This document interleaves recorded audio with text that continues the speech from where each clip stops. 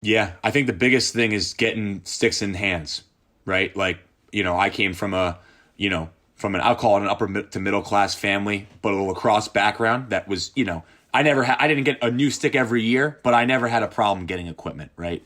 And you think about like, I think about the equipment that we get I play in two lacrosse leagues, so I get a whole mess of stuff twice a year.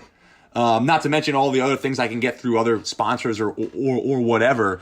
And what I try to do with that is I try to just give that to Bronx Lacrosse. A kid that I went to high school with started that. It's a tremendous program.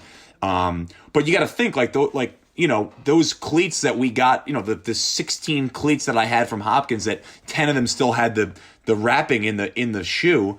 That's $100. That's $80, $90. Plus the sticks are super, like when was the last time you bought a stick, right? I can't even remember. So like just getting all of that equipment to kids is the biggest thing. That's the barrier to entry, I think, in our sport. Because I think when and I've spent a lot of time with the Bronx, like when you hear these kids talk about lacrosse, they love it. Like it's just and we all know this, right? It's a fun game. But what's their access to it? That's the problem, right? You get sticks in people's hands, this thing's going to catch like wildfire, in my opinion. So hopefully the PLL can, I hope, continue to grow that both from like a viewership standpoint, and then I think it's on us to to spread not only the equipment but our knowledge of it too.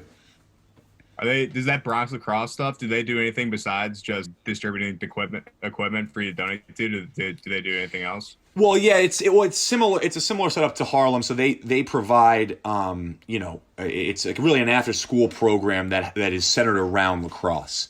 So like an example would be the kids need to maintain a certain grade point average to play on the team. So it incentivizes those kids, to maintain their grades. And I'm gonna blank on the statistic, and I can certainly get it to you because I was the fundraiser this past year. But it was something like their high school graduation rate in that southern Bronx area is really bad on average, and the kids that participate in Bronx lacrosse is like, I don't know, 2 or 3 times that number. So it's providing a real outlet for these kids, while also providing them opportunities to get into whether it's a boarding high school or just a high school in general. Even if it's not lacrosse related, it's kept their grades up and it's allowed them a different path in life, which is just tremendous. That's awesome. Yeah, I think I completely agree. I think that's the biggest thing towards our growth is obviously the exposure from the professional level down to the youth, but getting sticks in hands